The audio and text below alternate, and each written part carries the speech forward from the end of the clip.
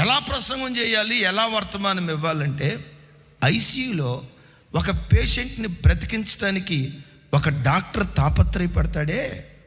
చావు బ్రతుకుల మధ్యలో కొట్టుమిట్టాడుతున్న చావు పేషెంట్ ఇంకో క్షణం గడిస్తే బ్రతుకుతాడో చచ్చిపోతాడో తెలియదు అంటారే. అలాంటి ఐసీయూలో ఉన్న పేషెంట్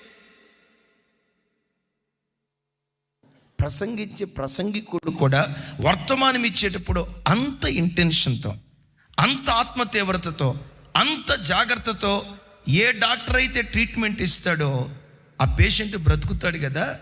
అలాంటి ఇంటెన్షన్తో వర్తమానం ఇచ్చే సేవకుని వాక్యాలు విని వేల కొలది ప్రజలు మారటానికి దేవుడు కృప చూపిస్తాడు. పెద్దగా చెప్తాం ఆమేన్, ఆమేన్. ఎలా ప్రసంగం చేయాలి? ఏదో శనివారం 2-3 మాటలు చదువుకొని ఒక అర్ధగంట ప్రసంగం చేసి, అమ్మయ్యా ఈరోజు ఒక అర్ధగంట గడిచిపోయింది, మొత్తానికి ప్రసంగం చేశాను అని మొక్కుబడిగా వర్తమానం ఇవ్వకూడదట. ఐసీయూలో పేషెంట్ని బ్రతికించడానికి డాక్టర్ల బృందం ఎట్లా శతవిధాల ప్రయత్నం చేస్తుందో దైవజనుడు కూడా వర్తమానం అలా ఇవ్వాలి.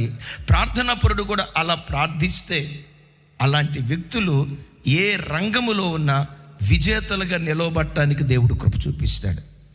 ఒకవేళ కొన్ని సందర్భాల్లో అంత పోరాడిన విజయం ఒకవేళ వెంటనే రాకపోవచ్చు, కానీ నేను ఖచ్చితంగా చెప్తాను, ఈరోజు నువ్వు గెలవకపోవచ్చు, రేపు నువ్వు గెలవకపోవచ్చు, ఏనాటికైనా విజయం నీ పాదములు ఎదుట సాగిలు పట్టడానికి దేవుడు కృప చూపిస్తాడు.